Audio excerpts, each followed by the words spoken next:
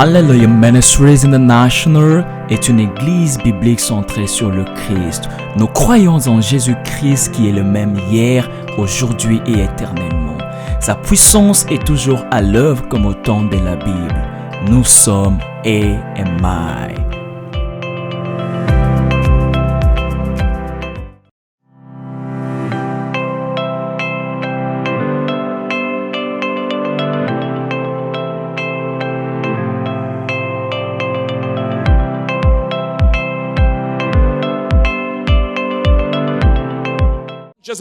Jézabel n'est pas seulement une personne qui a vécu dans les temps anciens. Jézabel est un esprit. Et comme nous parlons de Jézabel, je veux que vous le regardiez au-delà d'une femme. Jézabel est un esprit qui peut opérer dans un homme tout comme dans une femme. Et au-delà d'être un esprit qui peut opérer en vous, c'est aussi un esprit qui peut opérer contre vous. La princesse Jézabel, qui devint plus tard la reine d'Israël, était complètement dédiée et dévouée à l'adoration de leur Dieu. Elle a été élevée dans un environnement où son père n'était pas seulement le roi, mais aussi un sacrificateur de Baal. Jézabel n'avait aucune considération pour le soi-disant Yahweh, Dieu d'Israël. Elle croyait que ce Dieu n'était qu'un de ses déités locales. Jézabel aimait le maquillage, aimait les vêtements tellement que même quand le prophète, au chapitre 9, prophétisait, on lui a dit que cet homme vient pour te tuer. La Bible dit qu'elle alla mettre son maquillage. Certains disent que la raison pour laquelle elle voulait avoir un maquillage est qu'elle voulait avoir un enterrement digne. Mais il est clair pour beaucoup que la raison pour laquelle elle voulait avoir un maquillage et attendait le tueur, donc le général Jéhu, dans sa chambre, était parce qu'elle voulait faire une dernière séduction.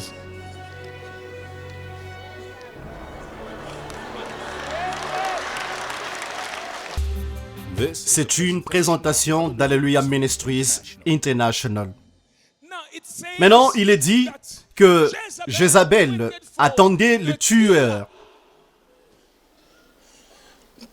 avec du maquillage, des longs cheveux, se tenant debout proprement.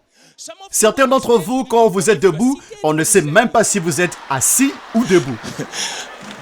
C'est important de savoir qui vous êtes. Si Jézabel peut le faire pour une mauvaise cause, redressez-vous parce que Dieu vous utilise pour la bonne cause. À qui suis-je en train de parler? Elle était là en attendant sa mort. Mais aujourd'hui, je veux dire, esprit de Jézabel, ton règne de terreur est terminé.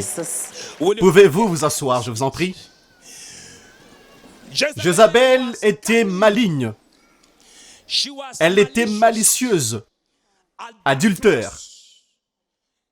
Elle était une femme dominatrice, avec un caractère fort. C'est soit sa façon ou allez-vous-en. Elle détestait Dieu, son adoration, et elle était déterminée à convertir Israël.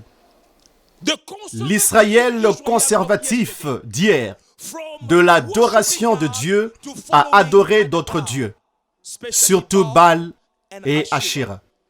Elle s'est résolue elle-même d'en faire son projet et malicieusement de détourner leur cœur de Dieu vers Baal. Elle était intentionnée. En Israël, elle savait qui elle était et ce qu'elle voulait.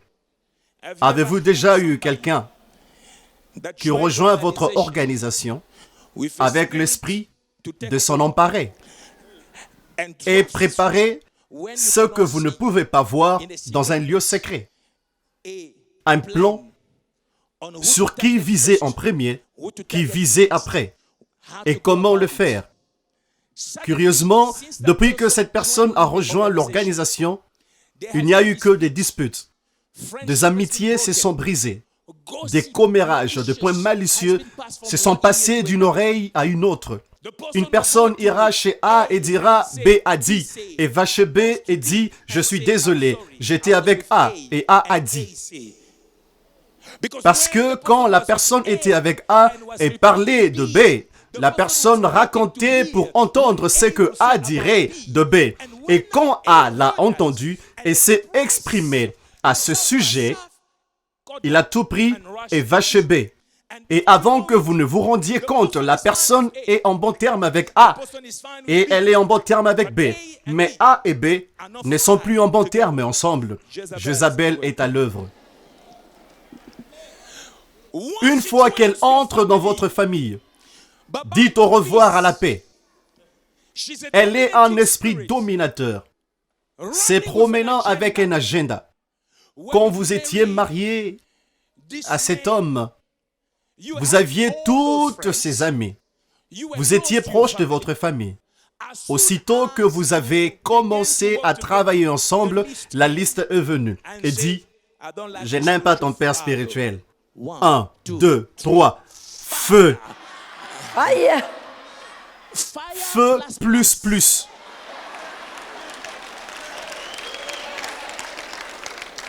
Tu m'as trouvé avec mon père spirituel.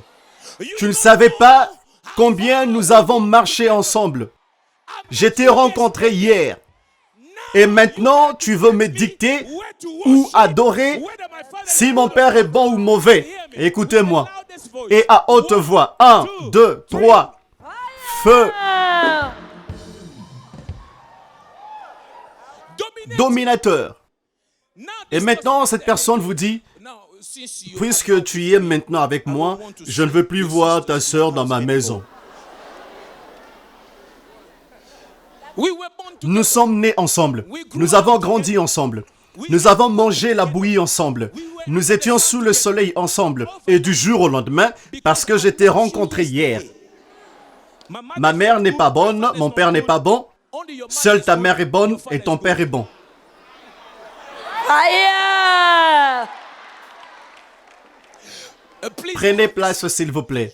Jézabel, la belle, sauvage, qui parle bien, a un agenda. Et cet agenda est malicieux. Elle est maligne. Elle veut vous faire tomber. Il y a un incident qui a eu lieu. Pas seulement que Jézabel avait l'intention de convertir Israël de l'adoration de Dieu. Elle a tué plusieurs prophètes. Il n'y avait que Élie qui s'est enfui pour sa vie. Jézabel, nous y reviendrons.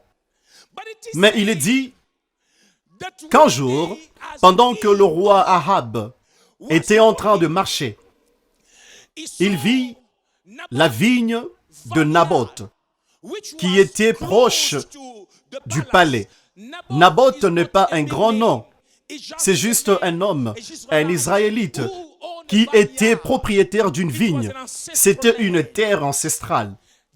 Cette terre était magnifique et proche du palais. Ahab voulait avoir cette terre. Ainsi, il appela Naboth et lui dit, « Naboth, pourriez-vous gracieusement me donner votre terre? J'aime votre terre. » Et il lui dit, « Je souhaite en faire un potager. » Hier, pour lui, un potager était éternel. Naboth est parti. Cette chose pour laquelle il s'est battu est partie. Mais en ce moment, il s'est dit, je voudrais avoir un potager. Voyons que votre vigne est proche du palais. En retour, je vous donnerai n'importe quelle autre vigne partout ailleurs dans le pays. Et si vous le désirez, je peux le payer cash. Mais Naboth lui dit, je ne pourrai pas faire une telle chose. Cette terre appartient à mes aïeux. En vrai juif, je ne peux pas céder la terre de mes ancêtres. Et cela déplut au roi qui retourna chez lui. La Bible dit avec douleur.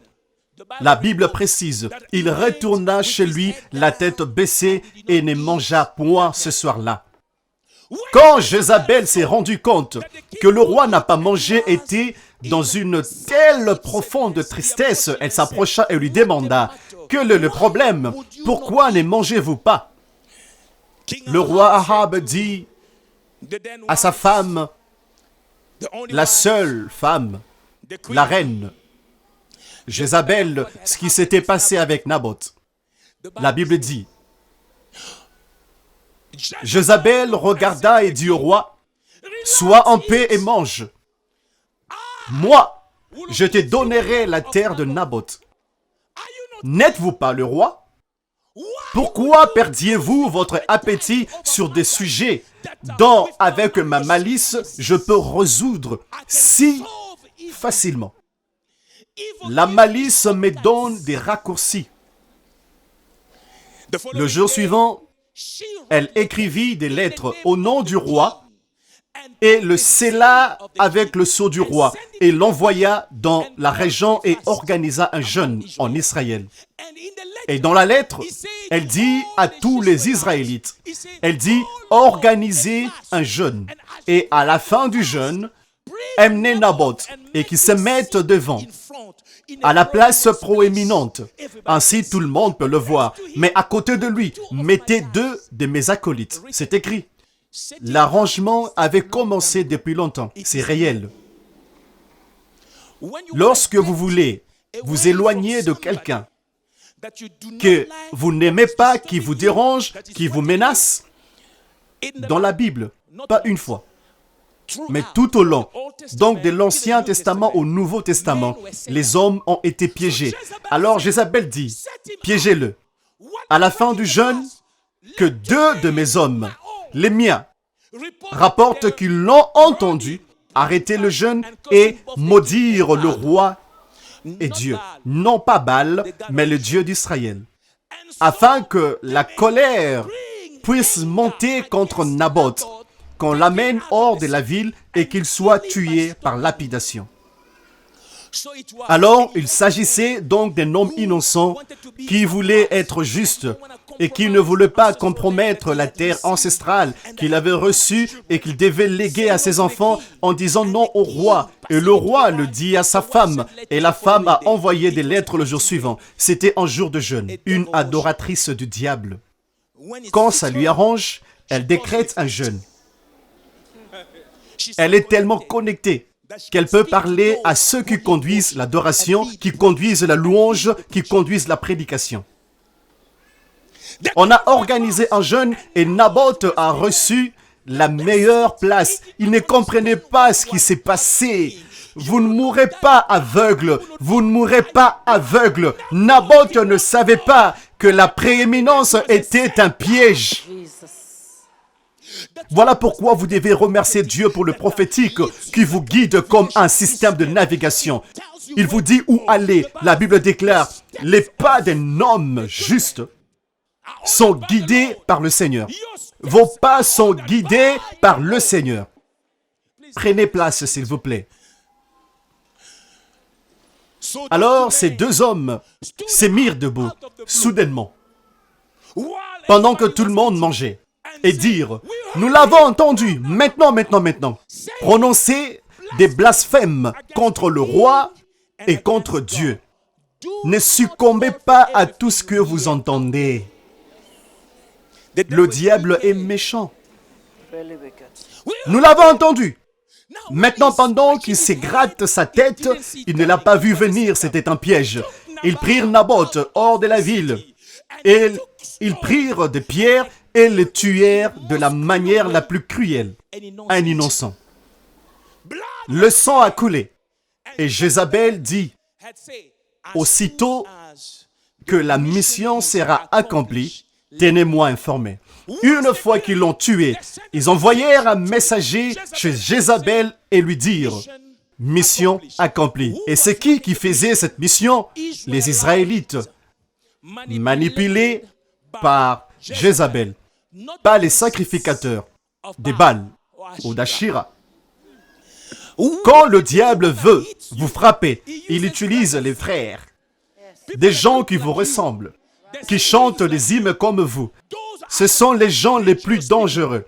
Parce que, voyez-vous, vous pensez que celui-ci est mon frère, laissez-moi attaquer l'ennemi, ne sachant pas que l'ennemi est trop loin.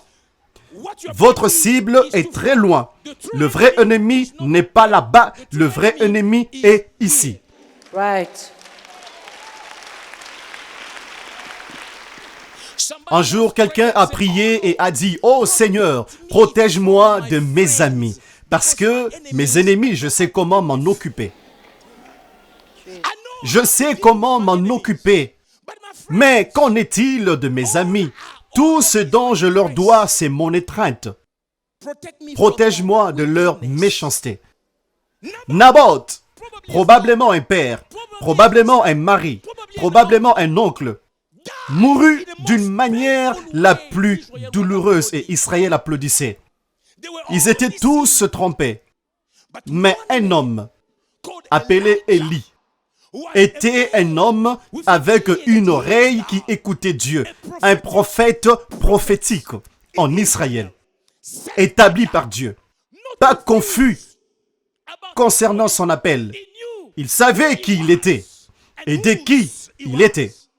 Il entendit Dieu lui dire de partir au pays de Naboth. Parce qu'après que Jézabel ait appris que Naboth était tué, Jézabel a très rapidement dit à son mari, « Va maintenant et prends possession de la vigne, parce que l'homme est mort. » Ainsi, quand le roi partait avec joie à la terre ou au jardin de Naboth, Dieu parla au prophète et lui dit, va le rencontrer là-bas et parle contre lui. Alors il s'y rendit et parla contre lui. C'est le livre de 1 Roi, chapitre 21, verset 1 jusqu'au verset 28. Je résume l'histoire, vous épargnant d'une longue lecture parce que je vous aime. L'homme de Dieu s'était levé avec courage et parla à cet homme, lui disant, tu as versé le sang innocent. Combien de gens aujourd'hui continuent de comprendre que leur mission n'est pas de manipuler la vérité, de dire la vérité à tout prix. Ce que vous devez rechercher n'est pas l'applaudissement des gens. Ce que vous devez rechercher, c'est la vérité de Dieu. Alors il parla et il dit la vérité. Il est dit que plus tard, quand Ahab l'apprit, il était sidéré et déchira ses vêtements. Il gêna car il comprit que cette affaire était sérieuse. Dans les dires du prophète, vous allez vérifier vous-même dans le livre de 1 Roi 21, verset 1 au verset 28. Quand le roi l'apprit, et il était affecté et déchira ses vêtements.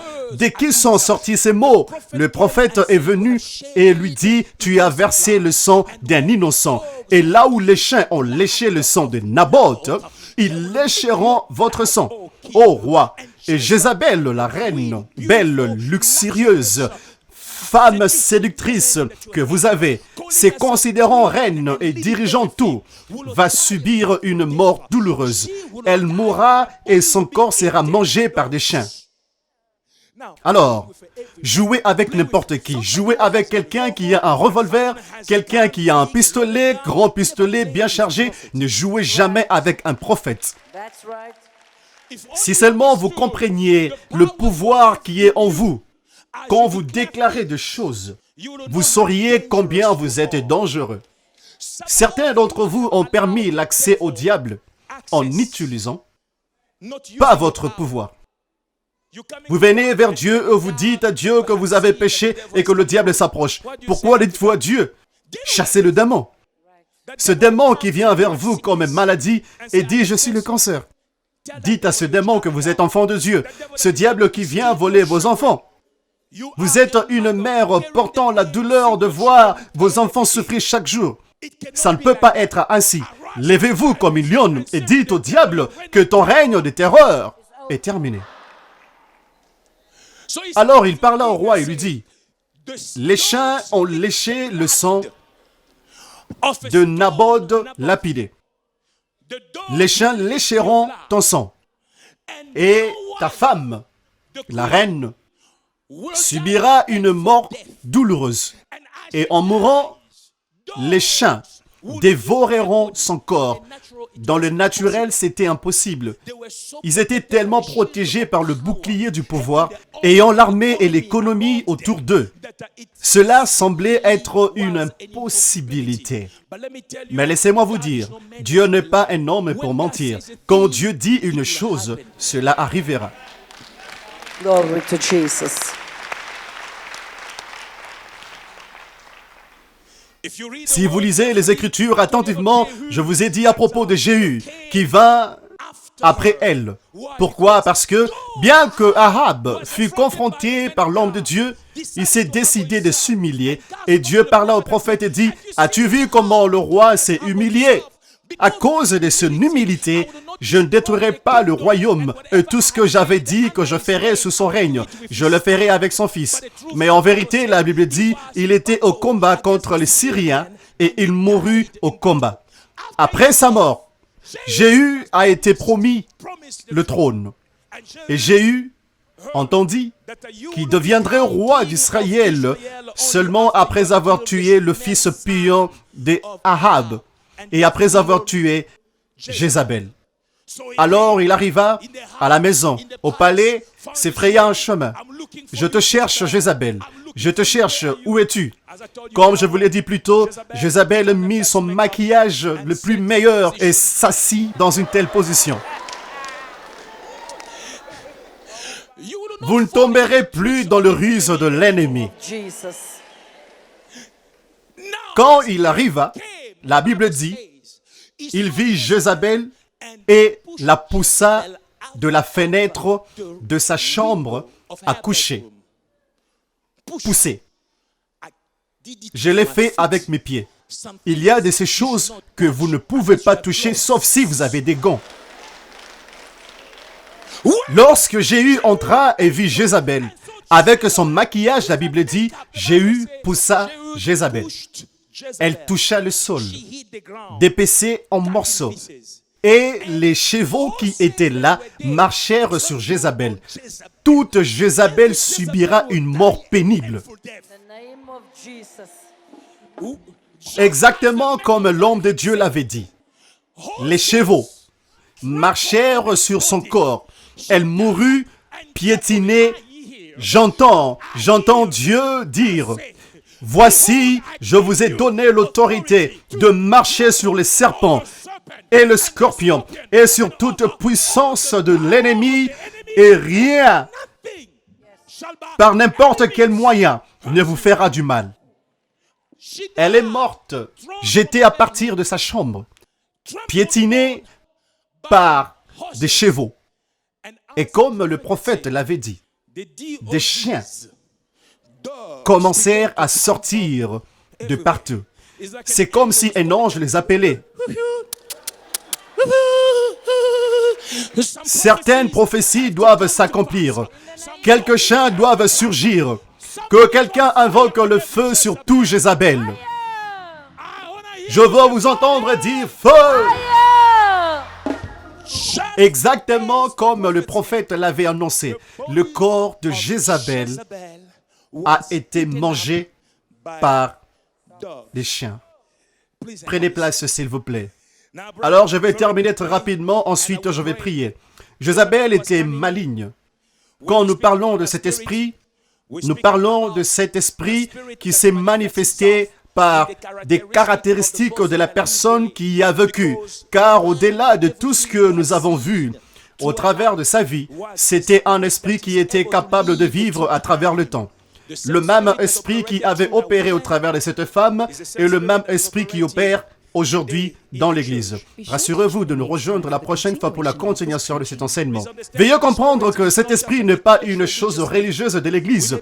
Nous pouvons en parler et en évoquer dans le contexte de l'Église, mais Jézabel vous affecte et se manifeste elle-même dans toutes les sphères de la vie. Faites attention. Lorsque quelqu'un ou quelque chose essaie de s'élever elle-même ou soi-même au-dessus d'une hiérarchie établie, cela peut être chez vous, dans la famille, dans l'organisation où vous êtes, dans la société, ou pire, dans l'Église de Dieu. Parce que vous avez donné 10 000 francs Vous voulez avoir le dernier mot si je ferai une conférence ou pas? Feu sur vous. Prochainement, ne donnez pas. Quand vous commencez à voir quelqu'un dans la chorale qui n'est pas établi comme le leader de la chorale, essayant d'avoir le dernier mot, sachez que l'odeur de Jézabel est sur toute l'équipe. Vous êtes censé être la femme de la maison et non l'homme de la maison. Vous voulez avoir le dernier mot car vous connaissez mieux. Les lignes autoritaires sont établies par Dieu. Toute autorité vient de Dieu. Il est écrit. La fonction vient de Dieu. Chaque fonction doit être respectée. That's right.